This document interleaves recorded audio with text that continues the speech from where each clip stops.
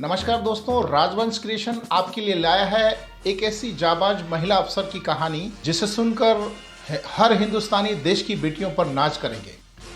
इतिहास गवाह है कि जब जब भी चूड़ियां पहनने वाली कलाइयों ने तलवार उठाई है तो दुश्मन की शामत आई है। ऐसी ही एक बहादुर महिला की कहानी हम आपको आज दिखाने जा रहे हैं, जिन्होंने अपने अदम्य साहस और बहादुरी से दुश्मनों पर काबू पाया है। जी हाँ दोस्तों, आज हम बात करेंगे सीआरपीएफ की असिस्टेंट कमांडेंट उषा किरण के बारे में। तो जानते हैं उषा किरण जी के बारे में कि किस तरह से उन्होंने हमारे देश की महिलाओं का सर ऊंचा किया है।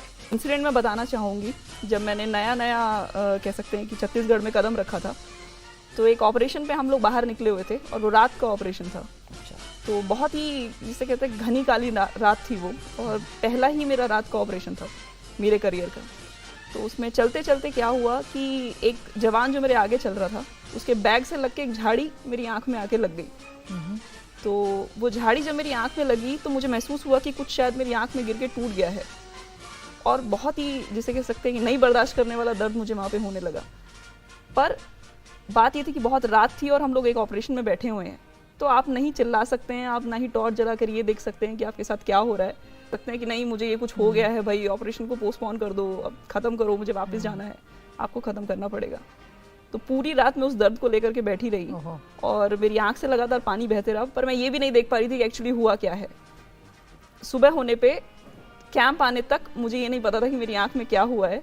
ये समझ में आ रहा था कि कुछ दर्द है, कुछ लकड़ी का टुकड़ा टूट के उसके अंदर फंस गया था।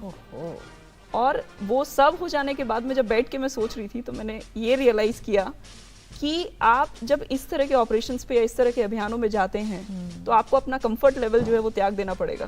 वो सीख मुझे उस दिन मिली कि अगर आप दर्द में भी हैं तो आपको दर्द में काम करना पड़ेगा, और क्योंकि आपके जवानों की ज़िंदगी आपके ऊपर निर्भर है तो आपको हमेशा मोटिवेटेड भी दिखना पड़ेगा। कि किसी लड़की को देख करके यूनिफॉर्म में हमेशा इज्जत बढ़ जाती है।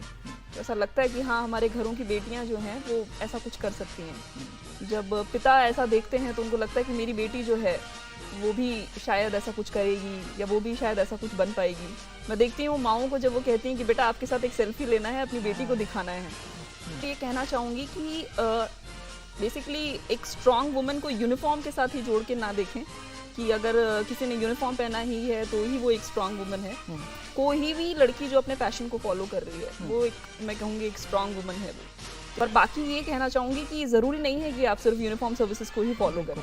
अगर इंसान के ये कहने से कि नहीं ये प्रोफेशन में लड़कियों को नहीं जाना, या ये प्रोफेशन उनके लिए अच्छा नहीं है, या आपको सिर्फ डॉक्टर ही बनना है, आपको सिर्फ टीचर ही बनना है, उनके कहने से आप डॉक्टर या टीचर मत बनिए। उषा जी को वॉक द्वारा the young achiever of the year भी चुना गया है।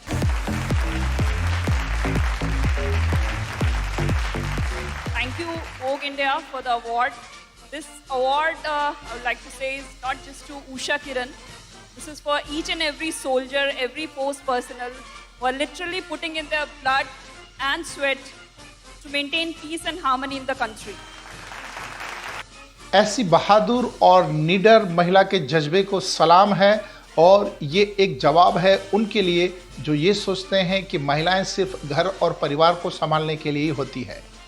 यदि उनको बराबरी का मौका दिया जाए तो वो भी हमारे समाज और देश की तरक्की में सहायक हो सकती है। ज़रूरत है सिर्फ नज़रिए की। दोस्तों, आज की कहानी हम यहीं समाप्त करते हैं। मैं उम्मीद करता हूं कि आपको मेरा ये वीडियो पसंद आया होगा। यदि आपको मेरा ये वीडियो पसंद आया हो तो लाइक करें, अपने दोस्तों को शेयर करें और सब्सक्राइब करें।